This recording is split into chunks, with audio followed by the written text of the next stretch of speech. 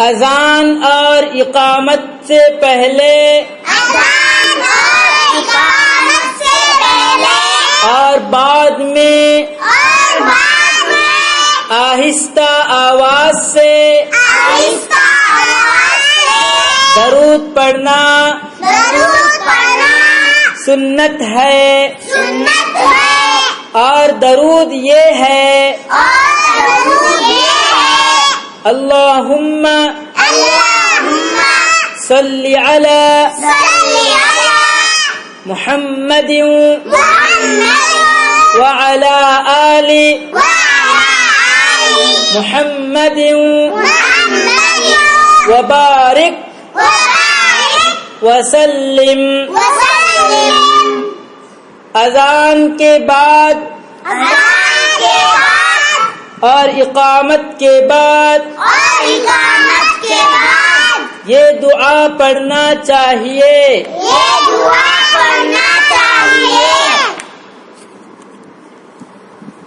اللہم رب هذه الدعوة التامة والصلاة القائمة آتِ محمدا الوسيلة والفضيلة وابعثه مقاما محمودا الذي وعدته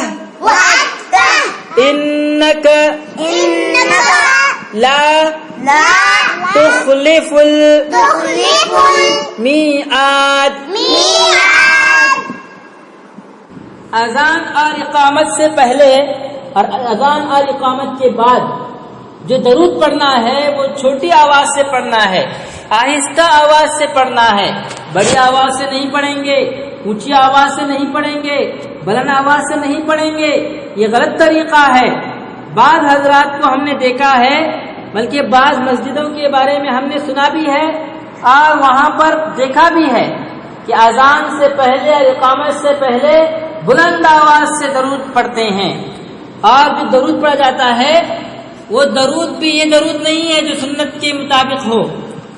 لہذا سنت درود جو ہم نے آپ کی خدمت میں بیان کیا اللہم صلی علی محمد وعلی آل محمد وبارک وسلم، اس درود کو پڑھ لیجیے اذان سے پہلے، اقامت سے پہلے، اذان کے بعد، اقامت کے بعد۔ اور دوسری چیز جو میں نے بیان کرنی تھی وہ یہ تھی کہ اذان اور اقامت کے بعد جو دعا پڑھی جاتی ہے اللہم رب هذه الدعوة التامة آخر تک، اس دعا کو پڑھتے وقت اپنے دونوں ہاتھوں کو اٹھا لیجئے، جس طرح سے ہم دعا اللہ سے مانگتے ہیں، اپنے دونوں ہاتھوں کو اٹھا کر، دونوں ہاتھوں کو اٹھا کر دعا کرنا ہے۔ اور تیسری چیز یہ بتانا چاہتا ہوں کہ بعض حضرات کو ہم نے دیکھا ہے کہ اذان اور اقامت میں جب لا الہ الا اللہ پڑھا جاتا ہے تو بعض حضرات یہ کرتے ہیں کہ لا الہ الا اللہ کے بعد محمد رسول اللہ پڑھ لیتے ہیں، جبکہ یہ سنت کے خلاف ہے، یہ طریقہ نہیں ہے اور یہ صحیح بھی نہیں ہے۔ لا الہ الا اللہ کا جواب لا الہ الا اللہ، بس اتنا ہی پڑھنا کافی ہے، پھر محمد رسول اللہ نہیں پڑھیں گے۔ تو اس کی اصلاح ہونی چاہیے۔ مجھے بھی پتہ نہیں تھا، جب میں نے غور کیا، اس بارے میں تحقیق کی تو معلوم ہوا کہ محمد رسول اللہ نہیں پڑھنا ہے۔ حالانکہ ہم سب مانتے ہیں اس بات کو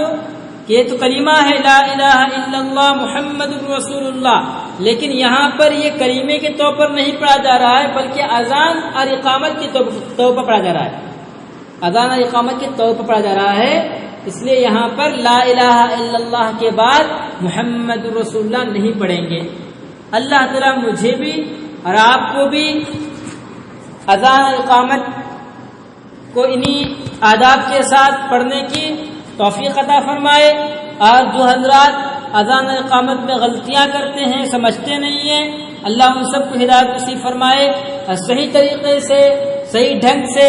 اور جو طریقہ ہمیں بتایا گیا ہے، جو طریقہ ہم نے صحیح طور پر ہم نے سنا ہے، اللہ تعالی ہمیں اسی کے مطابق اذان اور اقامت پڑھنے والا اور اس کا جواب دینے والا، اذان کے بعد کی دعا کو پڑھنے والا، اذان اقامت سے پہلے اور بعد میں درود پڑھنے والا بنائے، آمین۔ السلام علیکم ورحمۃ اللہ وبرکاتہ۔